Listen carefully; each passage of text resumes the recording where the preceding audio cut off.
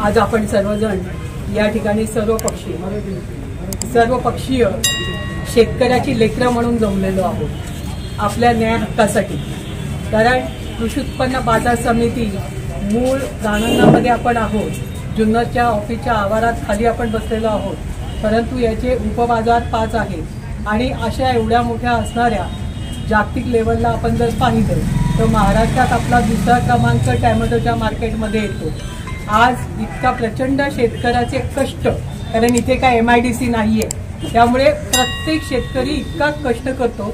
माझ्या शेतकऱ्याच्या घरात जाऊन त्याच्या मुलीला विचारा की रक्ताचं पाणी करून त्याची शाळेत जाणारी लेकरं सुद्धा रात्रंदिवस काम करून ती शेती फुलवतात आणि त्याच पैशावर आणि त्याच ज्या असणाऱ्या पशु संवर्धनामध्ये गाया म्हशी पाळून त्याच्या दुधावर हा चालणारा तालुका आहे।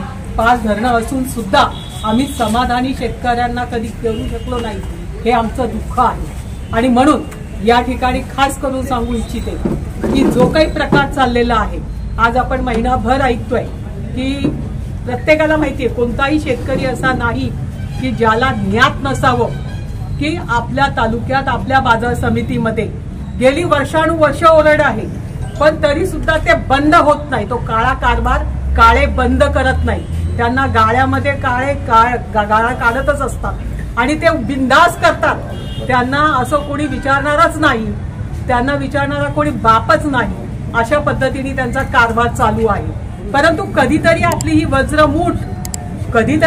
वज्रमूठ सगळ्या पक्षाचे पदाधिकारी असणारे या ठिकाणी आपण पाहतोय की निवडून आलेले सदस्य सुद्धा या ठिकाणी आहेत, ज्यांनी त्या पहिल्या दिवशी ठराव कशासाठी दिला तर जागा खरेदी झाली पाहिजे।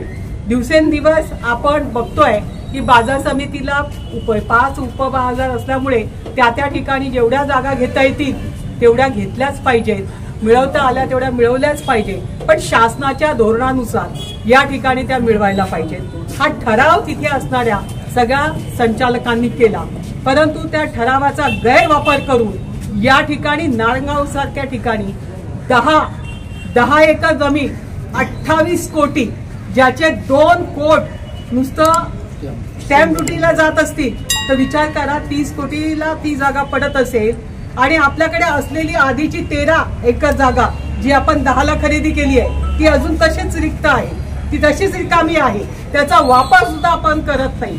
आज आपण मांजरवाडी रोडला लागलात, तुम्ही कधी तिकडे सकाळी गेलात, दुपारी गेलात, संध्याकाळी जा, तुम्हाला कधी तो रस्ता तो मोकळा भेटणार नाही। कधी त्याच्या नियोजनाबाबत काही चर्चा करत नसतील का संचालक? भास्कर शेठ बोलत नसतील की माऊली बोलत नसतील की प्रियंकाताई बोलत नसतील की कोण बोलत नसेल, प्रत्येक संतोषजी बोलत असतील की हे आपल्याला केलं पाहिजे, ते आपल्याला जसं नाना मगाशी म्हणाले की आम्ही स्वतः त्या रस्त्याने जाताना सांगतो, मी म्हणत असते माऊलीला फोन करावं, सांगा त्यांना आवाज उठवा की सगळ्यात पहिलं हे हलवा आणि ती जागा रिकामी पडली आहे तिथे निदान त्या गाड्या तरी लावा, निदान लोकांना सुखासुखी जगता येईल, ऍक्सिडेंट नाही होणार। परंतु आमचा धंदा एकच, आंदो आणि ज्या तुम्ही आपण म्हणतोय की ही बाजार समिती कृषी उत्पन्न बाजार समिती जुन्नर असेल किंवा त्या ठिकाणी असणारे आपण पाहिलं खरेदी विक्री संघ असेल, याची सुरुवात होत असताना निश्चितपणाने सेठ बाबाचा सुद्धा याच्यामध्ये सगळ्यात मोठा सहभाग आहे।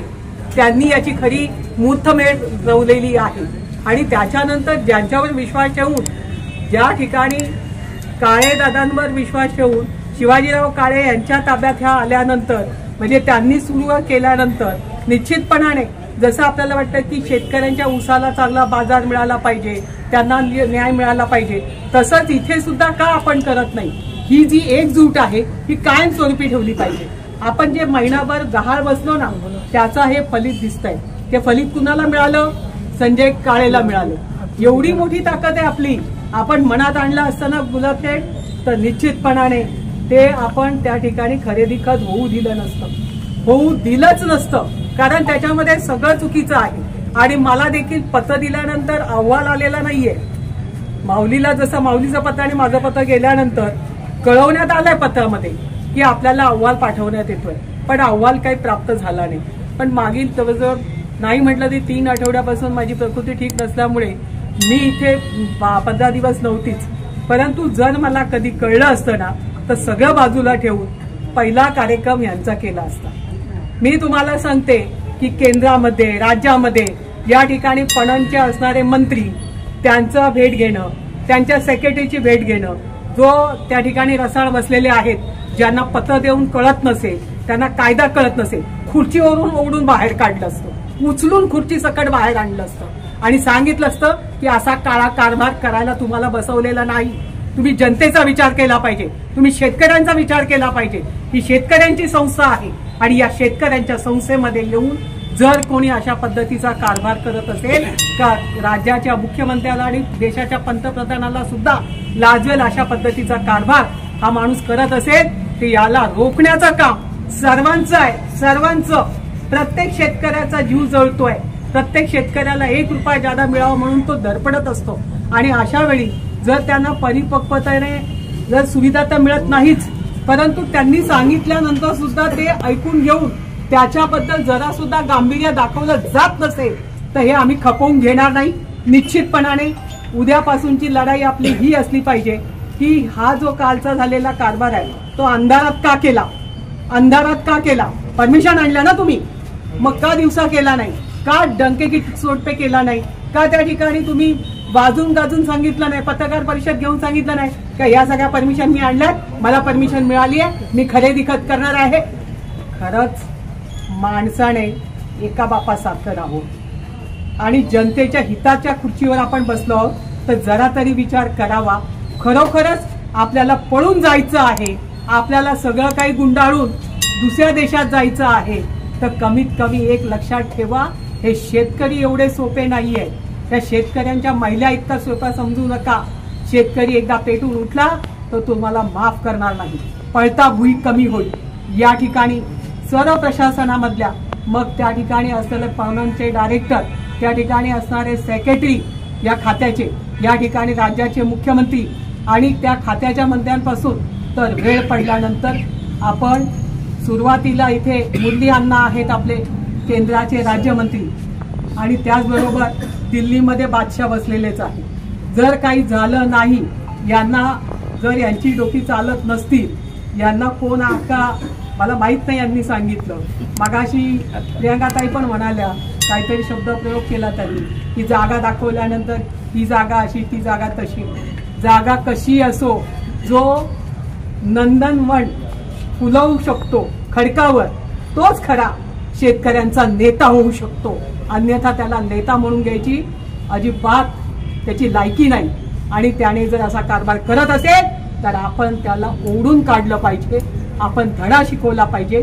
एकी फक्त एवढ्यापुरती दाखवायची नाहीये, तर कोणताही प्रसंग येऊ, आपण सगळ्यांनी सगळी कारणं बाजूला ठेवून एकत्रित येऊ. या ठिकाणी आपला आवाज तिथपर्यंत गेला पाहिजे. महाराष्ट्र गव्हर्नमेंट दिल्लीपर्यंत पोहोचवावा लागला तरी चालेल. कोर्ट कधी न्याय देणार आणि कधी पाहणार त्याच्या आधी आम्ही इथे काहीच होऊ देणार नाही. हा आपला एक सगळ्यांचा एक विचार असला पाहिजे. आणि म्हणून तुला म्हटलं बाबा, राज्यात बसता बरोबर असता तर याच्यामध्ये सुद्धा आपला तितका सहभाग पाहिजे. आजी माझी सगळ्यांनीच तो दिला पाहिजे. इव्हन खासदाराने सुद्धा लक्ष दिलं पाहिजे. कारण तुम्हाला जनतेने निवडून कशासाठी दिलाय? न्याय देण्यासाठी ना. मग डोळे झाकलेत का तुमचे? तुम्ही आवाज उठवला पाहिजे. जनतेच्या पुढे तुम्ही पाहिजे. नसेल राहता येता आम्ही पुढे राहतो, तुम्ही मागे तर राहा. किमान आम्ही आहोत जनतेचे, आम्ही शेतकऱ्यांच्या हिताची वारकरी आहोत. असं तर म्हणा, पंढरीच्या वारीला जाऊन टाळ कुठून चालत नाही, तर पंढरीच्या वारी जाण्यापेक्षा इथे वारी करा आणि ही वारी सक्सेस करा. तरच खऱ्या अर्थाने आपण खंडोबाचे वारकरी भक्त आहोत, माऊलीचे भक्त आहोत असं म्हणता येईल, असं मला वाटतं. जादा बोलणार नाही, कारण प्रत्येकाने प्रत्येक माहिती दिलेली आहे. आता ओतूरला तांब्यांनी दिलेलीच असेल तानाजी शेटनी, या ठिकाणी माऊलींनी बऱ्यापैकी समाचार घेतलेला आहे. या ठिकाणी निश्चितपणाने आमचे गुलाबराव बोलले नसतील किंवा घाडगेजी बोलले नसतील, संतोष भाऊनी दिला असेल, प्रियंकाने दिला असेल. या ठिकाणी सभापतींनी सांगितलं. ज्याच्यावर भित्तं ना, ज्याच्यावर प्रसंग येतो त्यालाच कळतं. आणि मीडियाबद्दल जे पहिल्यांदा इतकं चांगलं बोललं गेलं, काय संदीप, अरे मरेपर्यंत लोकांनी आपलं नाव घ्यावं. इतकं चांगलं काम समाजामध्ये आपली प्रतिमा आपण राखली पाहिजे. अनेक लोक शिवाजी रावचं नाव घेतं, मला बरं वाटलं वरपेंचं की कुठेतरी योगदान आहे म्हणून. साठी कुठे गेले ते आमचे रामभाऊ. आता रामभाऊला म्हणायचं की आपण इथे कट्टा बांधू, इथे होय, दिसलं पाहिजे रोज की आम्ही आवाज इथे ज्या दिवशी चुकीचं घडेल तर इथेच आंदोलन, पण कट्टा इथेच बांधू आणि इथेच शेतकऱ्यांच्या चर्चा केली की कोणाला काय आवडलं आणि काय नाही, पण न्याय हाक मिळवणारच. कोण म्हणतं देणार नाही, कोण म्हणतं देणार नाही.